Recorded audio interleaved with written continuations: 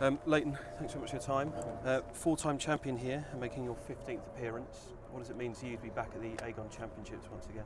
Yeah, it's fantastic. I've always enjoyed coming back here, obviously, a place where I had a lot of early success in my career here on the grass, and there's not too many better grass courts and better settings to play tennis than the Queen's Club. So it's always great. It's one of my favourite tournaments of the year. I love coming straight off the clay onto the grass courts here, and the grass plays so true.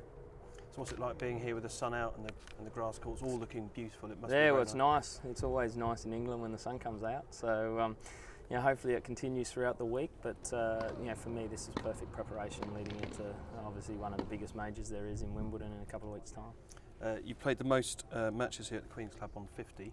What does that sort of statistic or record mean to you?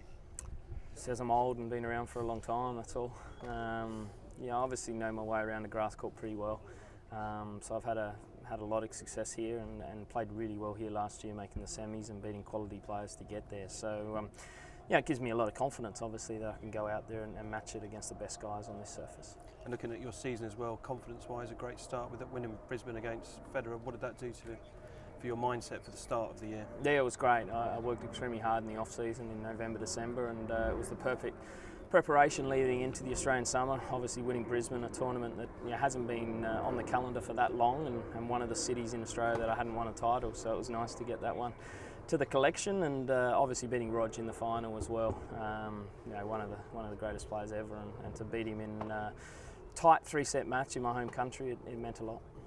7 players have done the Queen's Wimbledon sweep. Obviously you did it in 2002. How much is this is a form guide, do you think, and how good a preparation is this tournament going into? Yeah, it's big. Well, I think it's perfect preparation. Everyone has slightly different goals, I guess, coming in depending on how well they've probably done in Paris, how many matches they feel like they need going into Wimbledon, and whether they take a week off in between Queen's and Wimbledon. But for me and Andy Murray, these guys, I think it has been the perfect preparation in the past, and I think it's a pretty good form guide because sometimes you can start off a bit scratchy your first match on grass, but the more you get into the tournament, the better you feel, and obviously the more confident for Wimbledon in a couple of weeks.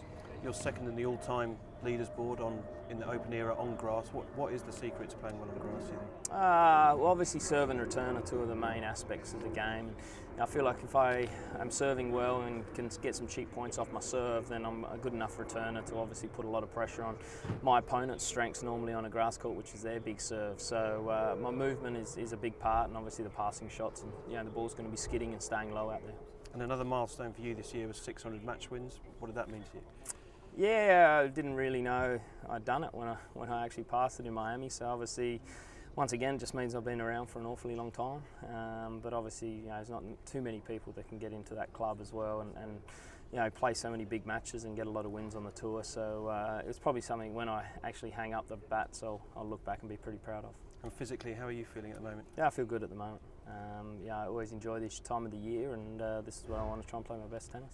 Just finally, big news, of course, Andy's appointed Maresma as his coach. What are your thoughts on that appointment? Well, probably a little bit surprising, but then again, Andy's obviously sat down and spoken to her, and she's obviously got some ideas that he wants to try and put in place with his game. So as long as there's a mutual respect between the player and the coach, then I think that's the most important thing. Good man, thank you very much. No way. Thanks for your time. Thank you.